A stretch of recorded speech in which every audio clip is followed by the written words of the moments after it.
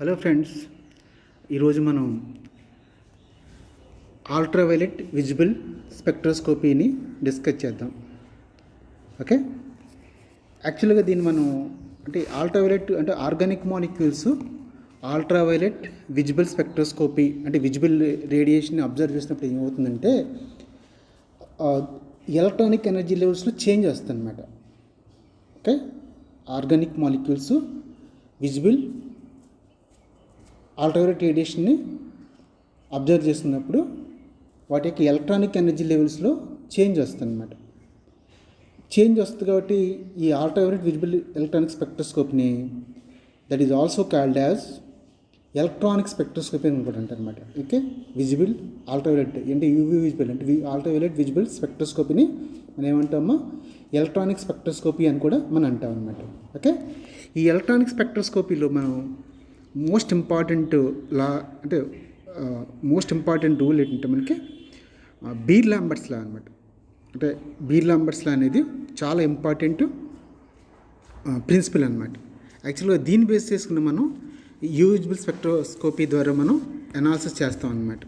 ఏం చేస్తాము, బీర్-లాంబర్ట్స్ లా అనే ఒక ప్రిన్సిపల్ ఆధారంగా మనం ఏం చేస్తాం, ఈ ఎలక్ట్రానిక్స్ మనకి ఆర్గానిక్ మాలిక్యూల్స్ని మనం జనరల్గా అనాలిసిస్ చేస్తాం అనమాట. ఓకే, సో బీర్-లాంబర్ట్స్ లా అంటే ఏంటి, అసలు ఈ బీర్-లాంబర్ట్స్ లా మనం ఏ విధంగా మనం how this is useful to measure the absorbance of the మాలిక్యూల్స్ని ఏ విధంగా మెజర్ చేస్తుంది, దీని నుంచి మనకి అంటే both qualitative and quantitative analysis ఏ విధంగా చేయొచ్చు ఓకే అనేది చూద్దాం మనం. ఫస్ట్ ఇది actually Beer Lambert's law actually this is combination of two laws అనమాట. ఓకే, మనకి Lambert's law and Beer's law అనే ఒక రెండు లాస్ యొక్క కాంబినేషన్ అనమాట ఇది. ఓకే, నేను యాక్చువల్గా ఒక పేజ్ని అప్లోడ్ చేశాను. యాక్చువల్గా of course Lambert's law is concern with the thickness of the medium, అంటే రెండు కూడా అబ్జర్బెన్స్ని మనకి చెప్తాయి. ఇది లాంబర్ట్స్ లా ఏం చేస్తుంటే మనకి ఆ మీడియం యొక్క అబ్జార్బింగ్ మీడియం యొక్క థిక్నెస్ని బట్టి మనకి అబ్జార్బెన్స్ ఏ విధంగా మారుతుంది అనేది మనకి లాంబర్ట్స్ లా చెప్తుంది అనమాట. ఓకే, లాంబర్ట్స్ లా ఏం చెప్తుందమ్మా, అబ్జార్బింగ్ మీడియం సపోజ్ మనం ఏదో ఒక సొల్యూషను ఒక చిన్న కువెట్లో తీసుకుని దాంట్లో లైట్ పాస్ చేసాం అనుకోండి మనం, అంటే ఆ లైట్ ఎంతవరకు అబ్జర్బ్ అయింది అనేది లాంబర్ట్స్ లా ప్రకారం ఏంటి, మనం తీసుకున్న ఆ శాంపుల్ యొక్క థిక్నెస్ అనమాట. అది అంటే దాని లెంత్ అంటారు జనరల్గా, అది ఎంత పొడవు ఉంది దాన్ని బట్టి మనకు అబ్జర్బెన్స్ మారుతుంది అనేది లాంబర్ట్స్ లా చెప్తుంది అనమాట.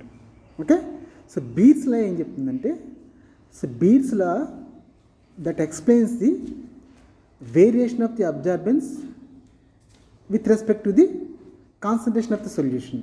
అంటే మనకి ఒక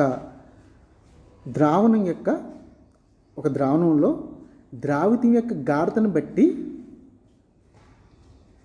ఈ శోషణ పరిమితి అనేది మారుతుంది అనేది బీర్స్ లా చెప్తుంది అనమాట. ఈ రెండింటిని కలిపి మనం ఏమంటామంటే బీర్-లాంబర్ట్స్ లా అని మనం జనరల్గా చెప్తామన్నమాట. రెండింటిని కలిపి ఏం చెప్తామా, బీర్-లాంబర్ట్స్ లా అని చెప్తామన్నమాట. ఓకే, సో లాంబర్ట్స్ లా మనం మ్యాథమెటికల్గా ఏ విధంగా ఎక్స్ప్రెస్ చేయొచ్చు అంటే, when monochromatic radiation is passed through a medium, monochromatic radiation ఏంటంటమ్మా, సింగిల్ వేవ్ లెంత్ అనమాట. ఓకే, అంటే ఓన్లీ సింగిల్ వేవ్ లెంత్ కలిగిన రేడియేషన్ని మనం ఒక సొల్యూషన్ ద్వారా పాస్ చేసినప్పుడు ట్రాన్స్పరెంట్ అనమాట. ఓకే, ఒక ట్రాన్స్పరెంట్ సొల్యూషన్ ద్వారా మనం పాస్ చేసినప్పుడు the rate of decrease in the intensity of the radiation with thickness of the medium. Okay, the rate of decrease in the intensity of the radiation with thickness of the medium is directly proportional to the intensity of the incident radiation. ఇక్కడ దీన్ని మనం మ్యాథమెటికల్గా మనం అక్కడ express చేసాం. Okay, ఇక్కడ మనకి చూడండి, intensity of the initial radiation యొక్క ఇన్సిడెంట్ రేడియేషన్ అంటే మనం పంపించిన రేడియేషన్ యొక్క దానికి ఇంటెన్సిటీ I0 అనుకుందాం. అది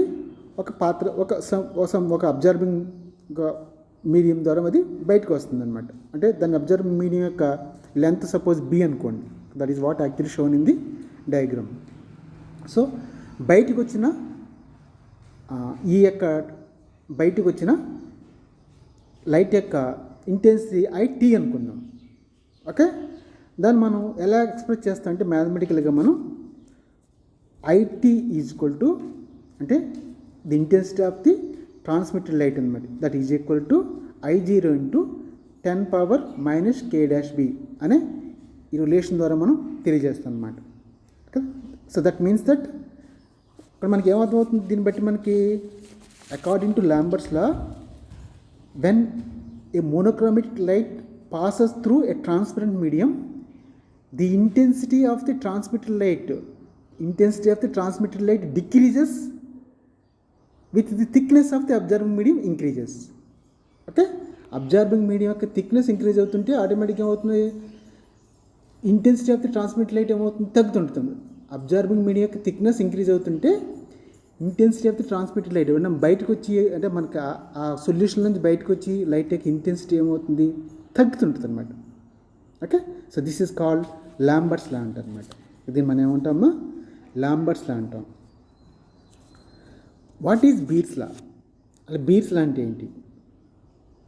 బీర్స్ లా చెప్పాను కదా, బీర్స్ లా ఏం ఎక్స్ప్లెయిన్ చేస్తుంటే అకార్డింగ్ టు బీర్స్ లా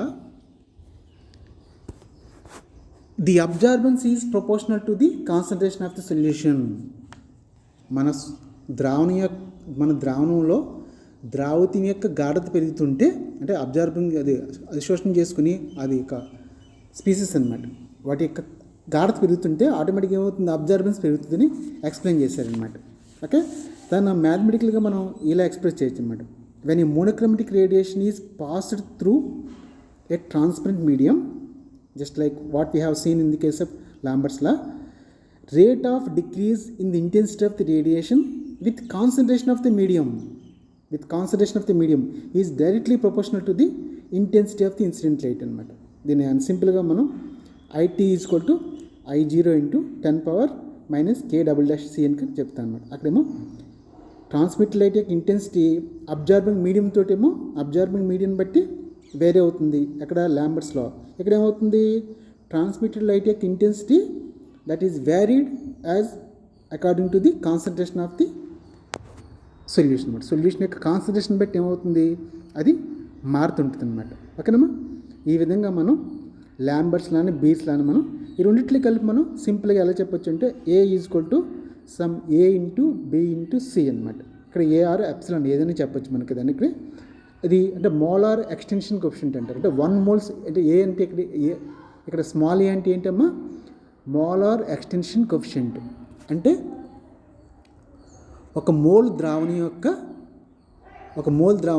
ఒక 1 సెంటీమీటర్ లెంత్ ఉన్న ఒక సొల్యూషన్ ఒక శాంపిల్ హోల్డర్లో తీసుకుని అబ్జర్బెన్స్ మెజర్ చేసినప్పుడు ఎంతైతే వస్తుందో దాన్ని మనం ఏమంటాం, మోలార్ ఎక్స్టెన్షన్ కోఎఫిషియంట్ అని మనం అంటాం అనమాట. ఓకే, B అనేది ఏంటి, థిక్నెస్ ఆఫ్ ది సొల్యూషన్ అనమాట. ఓకే, C అనేది ఏంటి, concentration of the solution. C అనేది ఏంటమ్మా, concentration of the solution. Capital A is equal to absorbance అనమాట. ఈ విధంగా మనం బీర్ లాంబర్ట్స్ లాని మనం ఎక్స్ప్లెయిన్ చేయొచ్చు అనమాట. ఓకే.